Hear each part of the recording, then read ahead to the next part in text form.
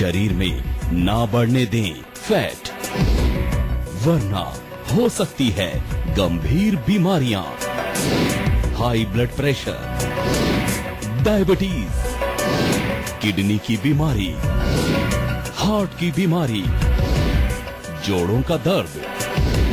खतरनाक है शरीर में बढ़ा फैट। चलिए अब डॉक्टर साहब के साथ हम आज की चर्चा की शुरुआत कर लें।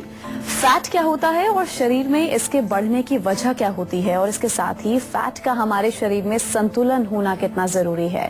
डॉक्टर साहब आपको सबसे पहले यही बताएंगे जी। देखिए, फैट को लेकर के अक्सर जो है हमारे दिमाग में एक नेगेटिव पिक्चर बनी हुई है। ज्यादातर लोग सोचते हैं कि फैट बहुत खराब होता है, हमारी हेल्थ के लिए अच्छा नहीं है। ऐसा कुछ नहीं है। आपको देखना है कि हेल्दी फैट है या अनहेल्दी फैट है, ये चीज आपको समझनी है।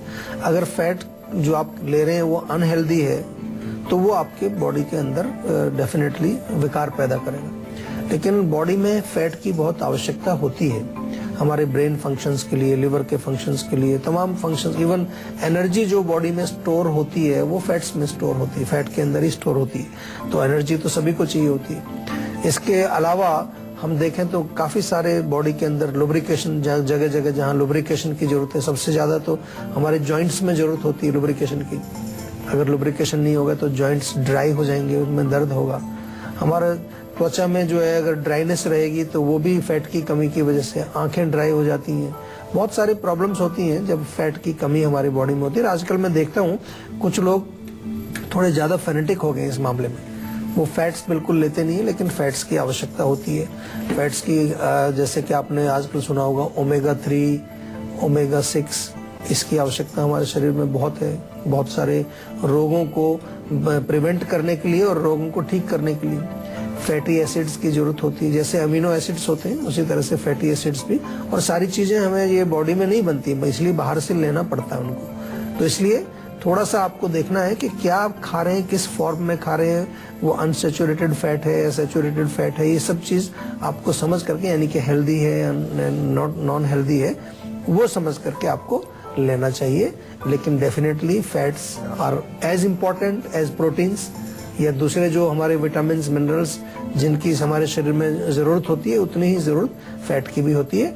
तो उसको हमें पूर्ण रूप से समझ करके उसका सेवन करना चाहिए। मतलब डॉक्टर साहब आप ये कहना चाह रहे हैं कि फैट भी हमारे शरीर के लिए बहुत जरूरी है, बशर्ते कि वो सही मात्रा में हो। अच्छा डॉक्टर साहब, अगर फैट एकदम से बढ़ जाता है शरीर में तो ऐसे में कौन कौन सी परेशानियों का हमें सामना करना पड़ सकता है? देखिए, बीमारियां जो होती हैं एक्सेसिव फैट के कारण, तो ओबेसिटी सबसे बड़ी बीमारी है, मोटापा जिसको हम कहते हैं। उसके अलावा हार्ट की problem, diabetes, high blood pressure, cholesterol, या अगर हम और डीपर लेवल पर जाएं तो जितनी भी इन्फ्लेमेटरी डिजीजेज हैं, सूजन जहाँ जाती, कई बार आपके पूरे घुटने में स्वेलिंग आ गई है या आपके एंकल्स में स्वेलिंग आ गई है। एक और बीमारी आजकल आपने सुनी होगी, इसको कहते हैं स्लीप एपनिया, यानी कि जब रात को आप सोने जाते हो तो सांस नहीं आता है पूरा, वो भी फैट उसमें एक बहुत बड़ा रोल प्ले करता है। और इसके अतिरिक्त जो है हम देखें तो फैट के कारण ही जो है हमारे शरीर में खास तौर से कमर दर्द या जो है फिर घुटनों का दर्द, ये बीमारियां भी फैट से जुड़ी हुई हैं। आजकल आपने देखा होगा कि जब आप डॉक्टर के पास जाते हैं तो डॉक्टर साहब कई बार आपको बोलते हैं कि भाई अपना वजन कम कर लीजिए तो आपका रोग ठीक हो जाएगा। क्योंकि जितना ज्यादा आपका वजन होगा, फैट ज्यादा होगा, तो उतना ज्यादा आपके ऑर्गन्स को काम करना पड़ता है और उसके कारण हमारे शरीर में कई प्रकार के विकार पैदा हो जाते हैं। तो अब बारी है आज की संजीवनी की, जिसका दर्शकों को इंतजार रहता है। तो अब डॉक्टर साहब आपको आज की संजीवनी में यही बताएंगे कि कैसे आप अपने फैट को कम करके फिट रह सकते हैं। कौन कौन से खास नुस्खे हैं, आइए जानते हैं। देखिए, सबसे पहले तो आपको ये समझना है कि जो भी आप खाएं वो अच्छी क्वालिटी का फैट हो, यानी कि वो कुछ बैड क्वालिटी ना हो। जैसे कि सनफ्लावर का ऑयल है, कोकोनट ऑयल बहुत अच्छा होता है, या देसी घी जो हमारा है उसका भी आप प्रयोग कर सकते हैं। इसके अतिरिक्त हम ये भी जरा समझ लें कि कुछ ऐसे एसेंशियल्स, ओमेगा 3, ओमेगा 6 आपने नाम सुना, तो बादाम इज वेरी गुड, बादाम का सेवन कर सकते हैं, अखरोट का सेवन आप कर सकते हैं। अगर आपको मोटापा है, वेट आपका ज्यादा बढ़ जाता है, तो इसका मतलब कहीं ना कहीं आपके डाइजेस्टिव सिस्टम में कोई प्रॉब्लम हो सकती है। जो आप खा रहे हैं, अगर आप अच्छी क्वालिटी के फैट ले रहे हैं फिर भी आपका वजन बढ़ रहा है, दैट मीन्स कहीं ना कहीं आपका प्रॉब्लम डाइजेशन से संबंधित है। तो अपने पाचन को ठीक करना आपको जरूरी है, उसके लिए बहुत अच्छा है सौंठ का चूर्ण आप लीजिए। सौंठ का चूर्ण आधा चम्मच सुबह, आधा चम्मच शाम को गर्म पानी से अगर आप लेंगे तो दैट इज वेरी यूजफुल। सुबह खाली पेट आप जब होते हैं सुबह तो आधा लीटर गर्म पानी करिए, एक नींबू निचोड़िए उसमें, वो नींबू वाला गुनगुना पानी आप पीते रहिए, चाहे तो थोड़ा शहद भी मिला सकते हैं। That is also very cleansing and very good to remove extra fat from the system.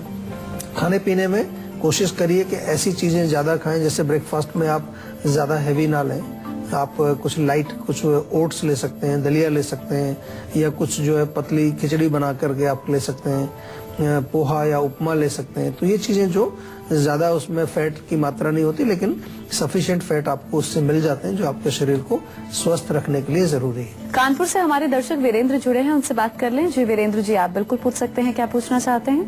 हाँ जी, मेरे ना बचपन में पैर में चोट लग गई थी घुटने के पास। अच्छा, तो अभी उसमें ना जैसे अब मेरे मतलब उम्र हो गई है 22 साल, तो उसमें अभी जैसे हवा लगती है तो वो दर्द होता है काफी। जी देखो, कई बारी जो चोट के दर्द होते हैं ना, पुराने दर्द, वो हवा चलने पर, विशेष तौर पर अगर ठंडी हवा चल रही है तो दर्द वापस आता है। ये कोई एबनॉर्मल चीज नहीं है, नॉर्मल है, लेकिन इसका जो है हमें किस तरह से बचाव करना है वो जरा समझ लीजिए कि जहां पर चोट लगी है उस हिस्से को आपको थोड़ा गर्म रखना है। गर्म कैसे रखेंगे?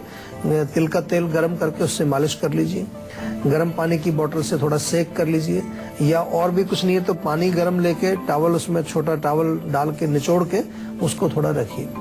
तो ये क्या होगा कि जब वहाँ थोड़ी गर्मी आप पहुंचाएंगे तेल के माध्यम से या स्टीम के माध्यम से या हॉट कंप्रेस इसको जो हम बोलते हैं, तो वहाँ थोड़ा ब्लड सर्कुलेशन इंक्रीज होगा और ब्लड सर्कुलेशन बढ़ने से दर्द आपको नहीं होगा, क्योंकि रोग तो अभी है नहीं कोई, पुराना चोट का दर्द है, अभी फिलहाल ऐसा नहीं कि कोई रोग है, तो इसी से आराम आ जाएगा। और हल्दी वाला दूध पीना चाहिए, यानी कि 1 कप दूध में 1/4 टीस्पून हल्दी मिला करके गरम गरम पी लीजिए, दिन में 1 बार जरूर पी लीजिए, उससे भी बहुत फर्क पड़ेगा। गोवा से राहुल जुड़े हैं, उनसे बात कर लेते हैं। जी राहुल जी, आप पूछ सकते हैं, क्या पूछना चाहते हैं? जी, जानना चाहते हैं कि मैं 20 वर्ष की हमारी उम्र है और बाल बहुत झड़ते हैं हमारे। अच्छा, बाल झड़ रहे हैं, 20 साल की आपकी उम्र है, तो उम्र तो बहुत कम है आपकी। इस उम्र में बाल वैसे झड़ने नहीं चाहिए, लेकिन अगर झड़ रहे हैं तो डेफिनेटली कोई ना कोई कारण है उसका, और कारण को पता लगाने के लिए हम आयुर्वेद में आपसे बार बार निवेदन करते हैं कि थोड़ा सा डिटेल में हमें कुछ और जानकारी आपके बारे में प्राप्त करनी पड़ती है, ताकि हम ये पता लगा सकें कि वात, पित्त और कफ तीनों में से कौन सा दोष प्रकोपित है। आमतौर पर जो हमारा एक्सपीरियंस है उसके आधार पर अगर हम बताएं तो पित्त की वृद्धि जो है बहुत सारे युवाओं में आजकल मैंने देखा है, क्योंकि उनका खान पान जो है काफी पित्तवर्धक है, लाइफस्टाइल काफी पित्तवर्धक है। युवावस्था आयुर्वेद के अनुसार ऐसे भी पित्त का अधिकता उसमें होती है, तो पित्तवर्धक चीजें आप थोड़ा सा कंट्रोल करें। उसमें मुख्य रूप से चाय, कॉफी, मिर्ची, मसाले, अचार, टोबैको, अल्कोहल, नॉन वेज वगैरह ये चीजें बिल्कुल आपको जो है स्ट्रिक्टली उस पर कुछ दिन के लिए बैन लगाइए। और क्या करना है, आपको कुछ नरिशमेंट बालों के लिए चाहिए। ऑयलिंग बहुत फायदा करती है। जीवा का भृंगराज तेल बहुत बढ़िया काम करता है, भृंगराज तेल आप मंगा लीजिए। साथ में जो है आंवला आप सेवन करिए, आंवला ताजा मिले तो ताजा खा लीजिए, नहीं तो आंवले की टेबलेट भी हमारे यहाँ मिलती है, वो आप सेवन कर सकते हैं। और बहुत इम्पोर्टेंट है कि बालों को आप रेगुलर उनकी केयर करें। रेगुलर केयर से क्या मतलब है कि लगभग सप्ताह में 2 दिन तो आपको थोड़ा समय देना है बालों के लिए, चाहे उसमें आपको जड़ों को साफ करना है, ऑयलिंग करनी है, अच्छी तरह से जो वॉश करना है उनको, ये बहुत इंपॉर्टेंट होता है। अगर हम बालों की केयर नहीं करेंगे तो फिर वो खराब होने शुरू हो जाते हैं। उत्तराखंड से हमारे दर्शक आकाश जुड़े हैं, उनसे बात कर लें। जी आकाश जी, आप पूछ सकते हैं, क्या पूछना चाहते हैं? तो सर मैम, मेरा वेट नहीं बढ़ रहा है। वेट नहीं बढ़ रहा है आपका? हाँ जी सर। अच्छा, तो वेट बढ़ने, क्या भूख ठीक लगती है आपको? हाँ, भूख वगैरह सबको ठीक लगती है। और जो खाना भूख वगैरह सबको ठीक लगती है। और जो खाना खाते हैं वो पच जाता है आराम से? हाँ, वो पच जाता है। तो देखिए, मैं इसलिए पूछ रहा हूँ कि अगर पाचन आपका ठीक है, भूख भी आपको अच्छी लग रही है, तो इसका मतलब पाचन से संबंधित कोई प्रॉब्लम नहीं है आपको। क्योंकि ज्यादातर लोगों का जब वेट नहीं बढ़ता है तो उनको भूख बहुत कम लगती है, खाया पिया शरीर में पचता नहीं है, लगता नहीं है। दूसरी चीज इसमें जो ध्यान रखने वाली ये है कि कभी कभार कोई रोग के कारण भी ऐसा होता है कि कोई रोग बॉडी में ऐसा है, तो उसके लिए मैं आपसे निवेदन करूंगा एक नॉर्मल थोड़ा सा एक हमारे डॉक्टर से कंसल्टेशन कर लें, ताकि आपसे कुछ प्रश्न पूछ करके उसके वो निर्णय पर पहुंचेंगे कि कोई रोग तो ऐसा नहीं हो रहा है, जैसे कई बार एनीमिया ही होता है या धातु निर्माण नहीं हो रहे ठीक से, धातु क्षय हमारे आयुर्वेद में बोलते हैं, वो एक रोग होता है जिससे कमजोरी वीकनेस आती है। और जहां तक वजन बढ़ाने की बात हम करें तो हम आयुर्वेद में कहते हैं कि धातु पौष्टिक चीजें जो हैं, जो धातुओं को पुष्ट करती हैं, जैसे कि अश्वगंधा और आंवला, 2 चीजें हैं, इनका चूर्ण बना लीजिए बराबर बराबर मिला करके, और इस चूर्ण में से 1-1 चम्मच सुबह शाम दूध के साथ आप सेवन कर लीजिए, तो उससे आपको डेफिनेटली फर्क पड़ेगा। खाने में भी कोशिश करिए चिकनाई वाली चीजें, जैसे कि ताजा मक्खन है, घी है, या कुछ ऐसी चीजें जो पनीर इत्यादि का सेवन यदि आप करेंगे तो उससे भी फर्क पड़ेगा आपको। लेकिन मोस्ट इम्पोर्टेंट कि जो भी खाएं वो पूर्ण रूप से पचना चाहिए। ऐसा नहीं कि वजन बढ़ाने के चक्कर में ओवर ईटिंग आप शुरू कर दें या ऐसी चीजें खाना शुरू कर दें जो आपका सिस्टम उनको पूर्ण रूप से पचा नहीं पा रहा है, तो वो आपको बजाय लेने के देने पड़ेंगे। कहने का मतलब कि आप वेट बढ़ाने के लिए चले तो कोई और बीमारी ना आप शरीर में अपने पैदा कर लें। पंजाब से हमारे दर्शक विकास जुड़े हैं, उनसे बात कर लेते हैं। जी विकास जी, आप पूछ सकते हैं, क्या पूछना चाहते हैं? जी बताना चाहते हैं कि हमारी हाइट नहीं बढ़ती, इसके विषय में कुछ डॉक्टर जी बता सकते हैं इसके लिए? अभी कितनी उम्र है आपकी? बताना चाहते हैं डॉक्टर जी, हमारी उम्र है 19 साल के हैं हम। 19 साल? जी 19 साल के, और हाइट नहीं बढ़ती है, बहुत कम अच्छा। हाइट है। देखो, हाइट बढ़ने का जनरली एक टाइम होता है और वो टाइम ऑलमोस्ट आपका अभी जो है खत्म होने लगा है, क्योंकि वैसे तो 16-17 तक हाइट बढ़ती है, लेकिन थोड़ा सा प्रयास करें तो 20 साल तक मैंने देखा है कुछ लोगों की हाइट 20 साल तक भी बढ़ सकती है, लेकिन उसमें थोड़ी मेहनत करनी पड़ेगी और बहुत ज्यादा एक्सपेक्टेशन आपको नहीं। मैं ऐसा नहीं कह रहा हूँ कि बिल्कुल 100%, बहुत सारे आजकल इश्तिहार आप लोग पढ़ते हैं कि ये कैप्सूल खा लो इससे हाइट बढ़ जाएगी। समझने की कोशिश करिए कि हाइट का जो मूल, जो उसका जो बेसिक जो फंडामेंटल्स क्या है, उसकी हाइट हमारी किस चीज पर निर्धारित होती है, किस चीज पर निर्भर होती है हमारी हाइट जो है। तो जेनेटिक्स उसमें एक बहुत बड़ा फैक्टर होता है, जीन्स हमारे माता पिता की। इसके अतिरिक्त जो है हमारे हार्मोन्स का जो है proper nourishment, proper balance of hormones is very important. आपकी डाइट का बहुत इंपॉर्टेंस होता है, आपके जो एक्सरसाइज आप करते हैं उसका बहुत इसके साथ बड़ा क्लोज कनेक्शन होता है। तो ये चीजें आपको समझनी चाहिए। ऐसा नहीं कि कोई कुछ भी बोले और आपने पैसा खर्च किया और पता चला रिजल्ट कुछ आया नहीं, ऐसा बहुत चल रहा है आजकल।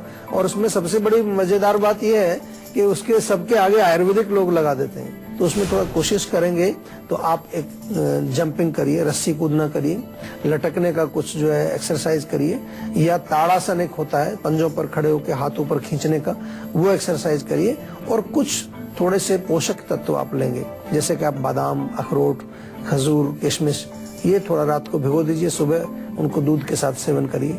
माइंड के ऊपर थोड़ा सा आपको ध्यान रखना है कि माइंड में बहुत ज्यादा स्ट्रेस, टेंशन इत्यादि नहीं होनी चाहिए। कुछ आयुर्वेदिक औषधियां होती हैं जो कि डॉक्टर्स से परामर्श करके, हमारे जीवा के डॉक्टर्स आपको उपलब्ध रहते हैं फोन के माध्यम से, उनसे बात करके आप ले सकते हैं। लेकिन जैसा मैंने कहा कि आपकी उम्र ऑलमोस्ट जो है लास्ट लेवल पर है, इसके बाद हाइट बढ़ने के चांसेस कम रहेंगे। 1 साल अभी आप ट्राई करना चाहें तो कर सकते हैं, थोड़ा एक्सरसाइज करिए और डाइट का ध्यान रखिए। अगर आप भी अपनी सेहत से जुड़ी समस्याओं को सुलझाना चाहते हैं तो आप इस नंबर पर कॉल कर 0129404004 पर अपना नंबर रजिस्टर करवा सकते हैं। उसके बाद डॉक्टर चौहान के पैनल के डॉक्टर आपको खुद फोन कर आपकी सेहत से जुड़ी समस्याओं को सुलझाएंगे। और इसी के साथ यहाँ हम रुकेंगे एक ब्रेक के लिए। ब्रेक के बाद बारी है संजीवनी टिप्स की, जिसमें डॉक्टर साहब से हम जानेंगे साइटिका का दर्द अगर आपको सता रहा। ब्रेक के बाद संजीवनी में आप सभी का स्वागत है। अब बारी है संजीवनी टिप्स की, जिसमें डॉक्टर साहब आपको बताने वाले हैं साइटिका का दर्द अगर आपको सताए तो आप क्या क्या करें।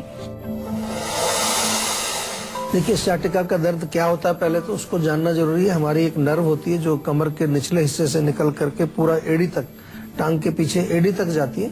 तो उस नर्व में कंप्रेशन हो जाए, दबाव पड़ जाता है तो पूरे एरिया में आपको दर्द होता है। कई बार आपने देखा होगा कि लोग कंप्लेन करते हैं कि जी यहाँ से शुरू होता है हिप रीजन से और एड़ी तक पूरा टांग में दर्द होता है। तो उसमें हमें लोअर बैक में काम करने की जरूरत है। एक तो सिंपल तरीका है, अगर थोड़ा सा रेस्ट भी आप करें, बहुत ज्यादा एक्सर्शन ना करें, 2-3 दिन 4 दिन रेस्ट कर लें, उससे भी काफी फर्क पड़ता है। आयुर्वेद में स्नेहन और स्वेदन 2 चीजों का हम हमेशा बात करते हैं, यानी कि ऑयलिंग और स्टीम बहुत बढ़िया फायदा करती है। लोअर बैक में आप कोई भी तेल ले लीजिए, तिल का तेल हो तो बहुत अच्छा, हल्का सा गर्म करके उसकी मालिश करिए, टांग में भी मालिश करिए, और लोअर बैक में और टांग में थोड़ा भाप लगाइए और लोअर बैक में और टांग में थोड़ा भाप लगाइए, स्वेदन जिसको हम आयुर्वेद में कहते हैं। मेथी का पाउडर बना करके, मेथी और सौंठ बराबर मात्रा में पाउडर बना करके और ये मिक्सचर जो है इसमें से एक एक चम्मच सुबह शाम सेवन कराएं, उससे भी फर्क पड़ेगा। एक पेड़ होता है हार श्रृंगार बोलते हैं उसको, हार श्रृंगार, उसके पत्ते मिल जाते हैं अगर तो 5 पत्ते लें, थोड़ा कूट लें, 1 गिलास पानी में डाल करके बॉईल करें, आधा गिलास बचे छान करके वो दिन में एक बार पी लीजिए, उससे भी काफी फर्क पड़ता है। और आयुर्वेद में हमारे यहाँ पंचकर्म चिकित्सा इस रोग के लिए बहुत अच्छी है। अगर क्रॉनिक आपका रोग हो गया है और आपने तमाम प्रकार का इलाज भी करा लिया है तब भी आराम नहीं आ रहा है, आयुर्वेद भी करा लिया है, तो आप फिर हमारे यहाँ आ जाइए सीधे। हमारे यहाँ आयुर्वेद में जो पंचकर्म चिकित्सा है वो क्रॉनिक रोगों में बहुत अच्छा फायदा करती है और सciatica में विशेष रूप से कुछ हमें ऐसे प्रोसीजर्स करने पड़ते हैं आयुर्वेद में जो पंचकर्म चिकित्सा है, जिसको के हम जब करते हैं इंडोर आपको रख के अपने वहां पर रख करके, तो उससे आपको बहुत जल्दी लाभ मिलता है। तो वो पंचकर्म चिकित्सा भी आपको जरूर करानी चाहिए। इस खास जानकारी के लिए डॉक्टर साहब आपका बहुत शुक्रिया। थैंक यू जी। तो आशा करते हैं डॉक्टर साहब ने आपको जो उपाय बताए हैं उन्हें अपनाने से आप हमेशा सेहतमंद रहेंगे और संजीवनी प्रोग्राम के जरिए हम आपको हमेशा फिट और हेल्दी बनाए रखेंगे। आपको एक बार फिर से हम बता दें, आप हमारे नंबर 0129404004 पर कॉल करके अपना नंबर रजिस्टर करवा सकते हैं। आप हमें ईमेल भी कर सकते हैं, हमारा ईमेल आईडी है info@jiva.com। आप फेसबुक के जरिए भी हमसे जुड़ सकते हैं, हमारी फेसबुक आईडी है www.facebook.com/jiva ayurveda। तो बस इसी उम्मीद के साथ कि आप हमेशा खुश रहें, फिट रहें, अगले एपिसोड में आपसे फिर से मुलाकात होगी। तब तक के लिए मुझे दीजिए इजाजत, नमस्कार।